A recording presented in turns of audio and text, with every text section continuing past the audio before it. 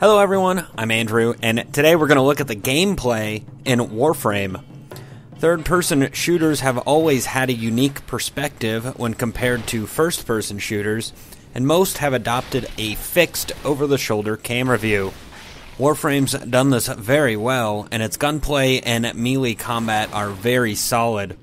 When shooting, right-clicking will aim down at the sights, which pulls the camera in closer and makes it easier to line up shots. You can also switch the camera from shoulder to shoulder with a quick tap of the H key. Swordplay is very fluid, and charging up your sword is definitely recommended. Usually in games like this, when you charge up a melee attack, you're stuck where you're standing. Good thing that doesn't apply in Warframe. It works really well to run towards an enemy, start charging your sword, and then slash them in half as you run by. As the Warframe Excalibur, its special moves involve a dashing sword maneuver called simply slash dash, and it pretty much takes out anyone in its path.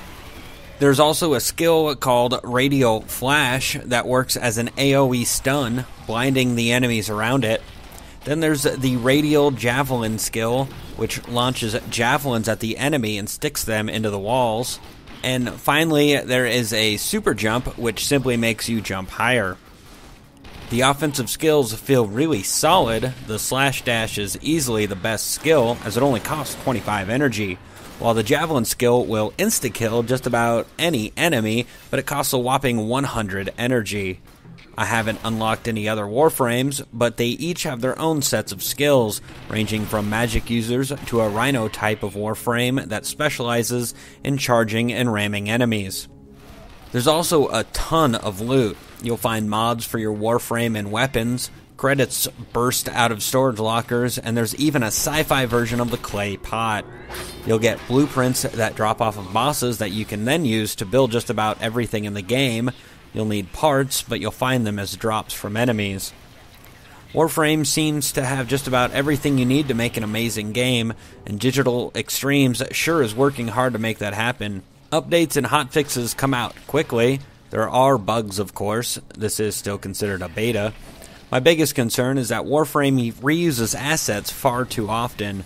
Even though every mission is procedurally generated, they all look the same. I hope they can add in some more tile sets to gain some variety in the visuals. The other repetitive side to this game are the missions. While the types of missions are quite varied, they all tend to play the exact same way. Whether you're destroying the core of the vessel or saving a prisoner, you're basically boarding a vessel, going from the entry point to the objective in the mission, then hightailing it to the extraction point.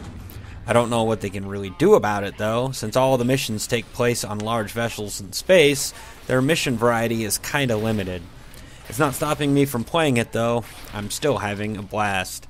And that concludes the spotlight on Warframe. If you liked the video, hit the like button below. For more shooter news, check out our website, FPSGeneral.com. Don't forget to click the subscribe button above or follow us on Facebook or Twitter. And as always, thanks for watching.